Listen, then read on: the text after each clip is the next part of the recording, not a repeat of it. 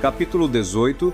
O combate entre o tempo e o agora. Uma conciliação que depende de você. O tempo, cuja utilização foi discutida ainda no primeiro capítulo como uma unidade de medida, agora será encarado de forma prática para podermos entender melhor a influência que ele tem nas nossas decisões e de que maneira podemos usá-lo como ferramenta nas nossas decisões. Essa arma ilusória, frequentemente usada contra nós mesmos, pode ser comparada a uma miragem no deserto. Como um viajante sedento que avista um oásis distante, corremos atrás de metas que possam nos fazer ganhar mais tempo ou ainda recuperar o tempo perdido, acreditando que isso nos trará alívio e satisfação no futuro. Mero engano. No final, perdemos muitas vezes o que tínhamos de mais valioso com as pessoas amadas. No entanto, à medida que nos aproximamos de alguns objetivos, percebemos que na verdade perdemos tempo fazendo isso, pois o oásis parece se afastar, ilusório e inalcançável, e o futuro está ainda distante de nós. Albert Einstein certa vez disse que o tempo é uma ilusão. Assim como uma miragem nos engana no deserto árido, a noção de tempo como algo concreto muitas vezes nos ilude com suas promessas corporificadas pela fumaça da expectativa, como já vimos anteriormente. Na verdade, se prestarmos bem atenção, a única coisa que existe de fato é o agora. A pressa e a ilusão das metas. A língua portuguesa nos presenteia com alguns trocadilhos interessantes. Quando falamos em pressão, entendemos que é uma força exercida em algo. Podemos pensar por um instante que pressão é o aumentativo de pressa. E convenhamos que pressão é uma força que incita a fazer algo logo. Gera agonia, ansiedade. Vimos que esse é o caminho para a depressão. Além disso, a pressa é a inimiga número 1 da perfeição, como diz o ditado. Que tal trocar pressa por agilidade? Que diferença isso faz? Pressa e agilidade são como dois corredores em uma pista, ambos buscando alcançar o mesmo objetivo, a linha de chegada. No entanto, a pressa é como o corredor que dispara desesperado e sem preparo, sem olhar para os lados, enlouquecido para chegar ao fim o mais rápido possível. Ele tropeça nos obstáculos, ignorando os sinais importantes ao longo do caminho, e muitas vezes, quando consegue chegar ao destino, o faz sem ter aproveitado a jornada, cansado e possivelmente traumatizado, ferido. Por outro lado, a agilidade é o corredor que se preparou para isso e mantém um passo constante, consciente do ambiente ao seu redor. Ele adapta seu ritmo conforme necessário, detectando sinais e contornando obstáculos com habilidade e eficiência. Enquanto a pressa é uma corrida desenfreada e angustiante de se ver, a agilidade é um avanço firme, eficaz, eficiente, movendo-se com rapidez, determinação e inteligência. Na vida, muitas vezes confundimos a pressa com produtividade. Acreditamos que quanto mais rápido fazemos as coisas, mais realizados seremos. No entanto, a agilidade nos ensina que não se trata apenas de chegar lá rapidamente, mas sim de chegar lá da melhor maneira possível. É sobre encontrar o equilíbrio entre velocidade e qualidade, sabendo quando acelerar e quando desacelerar para contornar os desafios com eficácia. Algumas vezes, inclusive, é preciso recuar para pegar impulso. Enquanto a pressa nos deixa ansiosos e estressados, a agilidade nos permite ser proativos e adaptáveis.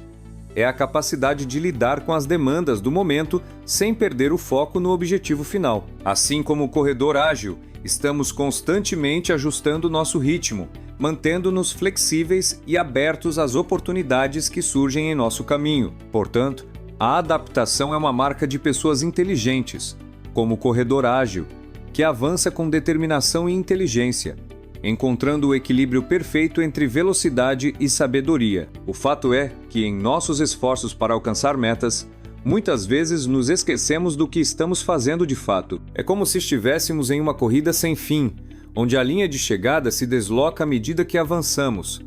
Nos tornamos corredores de uma maratona sem propósito, sempre perseguindo um horizonte que se afasta. E aqui está o ponto crucial. Balthazar Gracian nos lembra: o homem que se considera dono do seu tempo está muito próximo da sabedoria. Portanto, o foco ou atenção plena naquilo que se faz é o que caracteriza o tempo presente, o agora. Para alcançar tal propriedade, precisamos primeiramente considerar que em algum momento vamos morrer. Nem todos estão preparados para essa conversa difícil, mas precisamos passar por ela. A consciência da nossa mortalidade é um entendimento que dá posse ao relógio inexorável que marca os segundos de nossas vidas. Imagine um barco navegando em um rio, observando a água fluir ao seu redor. Cada onda é um momento que passa, irreversível. Simone de Beauvoir nos alerta: viver é envelhecer nada mais.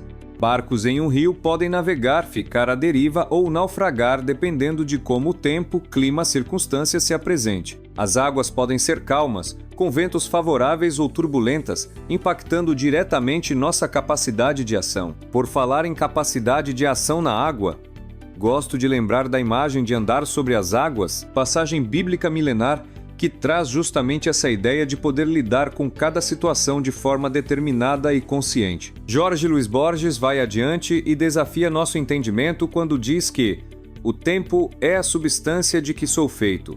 O tempo é um rio que me arrasta, mas eu sou o rio.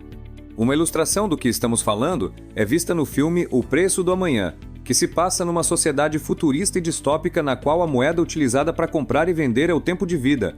Já é assim, mas o dinheiro disfarça isso em nossa sociedade. E aí surge a pergunta: como entender o tempo então? Imagine uma moldura vazia. Ao visualizar através dela, você tem um recorte da realidade, uma parte do todo. Agora pegue esse quadro vazio e enquadre numa época, num tempo. Ou seja, o tempo deixa de ser uma limitação e passa a ser uma circunstância, na qual o presente é apenas uma informação a mais, que pode auxiliar na tomada de decisão. Quando a situação muda, o tempo já mudou também. Portanto, falar de tempo é falar de aspectos que compõem um cenário no qual nossas escolhas são feitas. Você pode ir a um mesmo lugar várias vezes, encontrar as mesmas pessoas e fazer as mesmas coisas, mas o tempo será diferente. Por quantos tempos você fica sempre na mesma? Se foi sempre assim, precisa mesmo ser assim para sempre? Ou pode mudar? Bem, o fato é que tem horas que o tempo se comporta de forma bem elástica, pois tudo depende de que forma você vai cadenciar mentalmente seus processos de decisão. Claro que tudo depende de quantos aspectos estão em questão, mas para demonstrar, melhor te mostrar isso. Na prática, em nossos sonhos, experimentamos um paradoxo do tempo. Imagine-se sonhando, horas de aventuras e eventos extensos, e muitas vezes sem sentido nenhum, que se resumem a apenas alguns minutos de sono quando acordamos. É como se o tempo se dobrasse sobre si, criando realidades alternativas dentro de nossas mentes. Isso acontece pois todas as possibilidades e desdobramentos estão no ambiente único da sua consciência. Tudo é muito rápido, pois sua mente tem controle total sobre os eventos e escolhas. Isso é prova mais que suficiente de que podemos criar uma realidade subjacente na qual ditamos o ritmo de determinados fatores, que dependam exclusivamente de nossas ações, como comportamentos, hábitos e perspectivas. Enquanto refletimos sobre como o tempo pode ser distorcido pela consciência, percebemos finalmente que nossas vidas são como as páginas de um livro em branco, esperando para serem escritas por nós mesmos. Imagine-se segurando uma caneta, pronto para escrever sua própria história. Ensinaram a gente que somos escravos do tempo. Na verdade, somos seus escritores. Nós escrevemos com nossas atitudes aquilo que fazemos com a nossa vida, seja correndo na esteira ou correndo no parque, ou nem mesmo correndo, dormindo numa praia. A escolha é sua. Imagine-se agora à beira de um lago, observando o pôr do sol. O momento é tão perfeito que você se perde nele, esquecendo o passado e o futuro. Tempo, por definição, é o que estamos fazendo agora. Você lendo estas palavras, eu escrevendo, cada um em sua própria realidade, em seu próprio tempo, mas conectados por este momento presente. Ser presente não é apenas estar aqui fisicamente, mas estar consciente e atento ao momento, com todas as suas possibilidades e oportunidades. Quem não lembra do trechinho de Kung Fu Panda, quando o mestre Oogway diz: "Ontem é história, amanhã é um mistério, mas hoje é uma dádiva." Por isso é chamado de presente. Você não sabe quando escrevi isso e eu não sei quando você está lendo, mas nesse exato instante estamos juntos. Estamos presentes um na vida do outro nesse exato instante. Portanto, é sempre bom lembrar que a ilusão do tempo pode nos aprisionar ou nos afastar de pessoas se estivermos desatentos. Mas ao compreendermos sua natureza ilusória, podemos transcender suas amarras e encontrar a verdadeira liberdade, encarando cada situação como única e irrepetível. Cada instante é uma dádiva, um presente que podemos escolher viver plenamente, independente das circunstâncias. Que possamos então aprender a arte de ser presente em cada momento, pois é aí que encontramos o verdadeiro significado da vida. E larga esse celular quando estiver conversando com alguém. Muito mais que dar um presente ou estar presente, o melhor é ser presente. Quando somos presentes na vida das pessoas, demonstramos o quanto elas são presentes nas nossas também.